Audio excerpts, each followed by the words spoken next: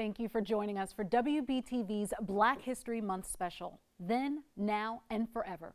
I'm Naya Harden. And I'm Dedrick Russell. For the next hour, we will reflect on our past, celebrate what we've overcome, and embrace our future.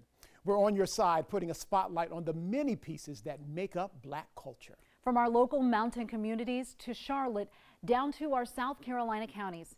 To understand the culture, you must know its roots. That's why we took a trip 3 hours south of Charlotte, where majority of enslaved Africans stepped foot in the Americas for the first time.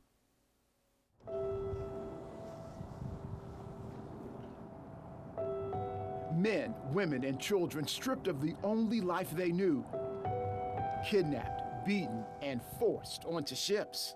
It's important that all Americans understand the history of the transatlantic slave trade, because this, what I prefer to call large-scale human trafficking scheme, was really the largest forced migration of human beings that we know of in our history. That trade spanned the Atlantic Ocean. One main route from Africa to the United States was known as the Middle Passage.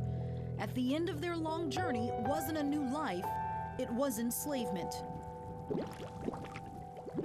More than 40% of those Africans landed here in Charleston on Gadsden's Wharf. And most of us can trace at least one of our ancestors to this port, which is now the home of the International African American Museum.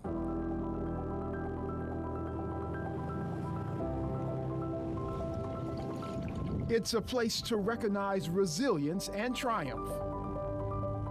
When you think about the fact that these people were transported against their will, but yet those that survived the journey and even survived enslavement left behind incredible legacies, both in terms of their family lineage, their culture, their language, and also their contributions to the built landscape, to the economy.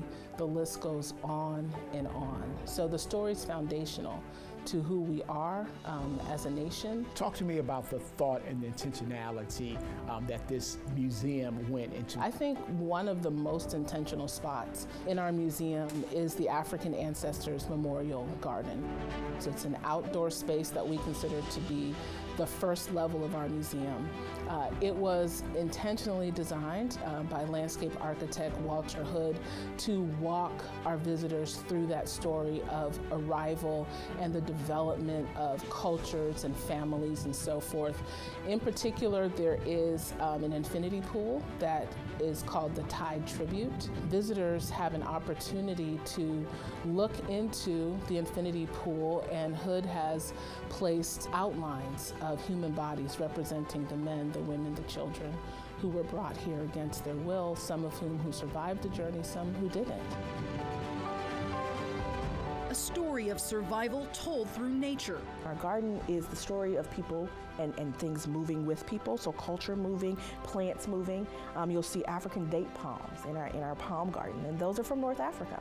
We also have our African Origins Garden, where again you're seeing plants that are around in your backyard, even here in South Carolina, but our origin story comes from Africa. The museum features pieces of history from around our area, critical points in the African American story, Reinforcing the point that our history continues living on, even today. Really hope that folks are able to connect and find, even if it's just a tiny little connection point that makes them think and makes them seek out more beyond our walls and beyond our space.